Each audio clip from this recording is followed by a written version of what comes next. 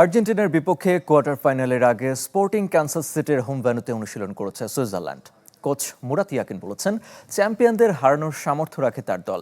আর এই match miss করবেন আসরে সুইসদের সেরা তারকা জোহান মানজাম্বি। সেন্সিটিভিটি আমার নাই, আছে হোয়াইট প্লাস প্রো সেন্সিটিভ। দাঁতের সেন্সিটিভিটি ভুলে খান মন খুলে।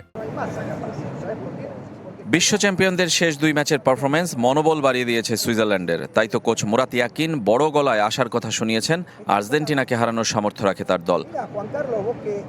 দলটির বড় তারকা গ্রানিত শাকাও মুখিয়ে আছেন বিশ্বের সেরা ফুটবলার লিওনেল মেসির বিপক্ষে নামার। যখন সাফল্য হাতছানি দিয়ে ডাকে তখন নাকি ক্ষুধাটাও বেড়ে যায় অনেক। সুইস অধিনায়ক অবশ্য বৃহস্পতিবারের অনুশীলনে অনেকটা ঢিলে ঢালা মেজাজেই ছিলেন। মূল গোলরক্ষক গ্রেগর কোবেল সহ বাকিদের নিয়ে গোলরক্ষক কোচ দীর্ঘক্ষণ কঠোর অনুশীলন করালেন। মেসি, মার্তিনেজ, আলভারেজদের আক্রমণ সামাল দিতে হবে তাকেই।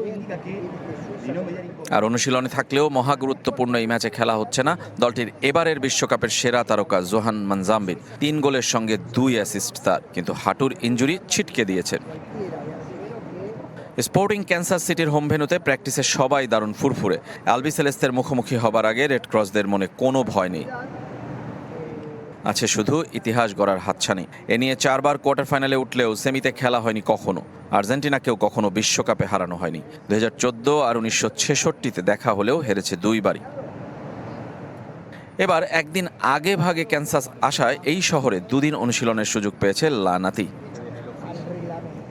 72 বছর পর বিশ্বকাপের শেষ 8-এ উঠেছে সুইজারল্যান্ড, যাদের প্রতিপক্ষ আর্জেন্টিনা, 3 বারের বিশ্ব চ্যাম্পিয়ন, বর্তমান বিশ্বকাপ জয়ী দল। তাদের বিপক্ষে জয়ের আশা দেখছেন দলটির কোচ মুরাত ইয়াকিন। শুধুমাত্র কেপ ভার্দে এবং মিশরের বিপক্ষে তাদের পারফরমেন্সই সেই আশা দেখাচ্ছে সুইস কোচকে। রেজওয়ানুজ্জামান, চ্যানেল 24, ক্যানসাস, যুক্তরাষ্ট্র।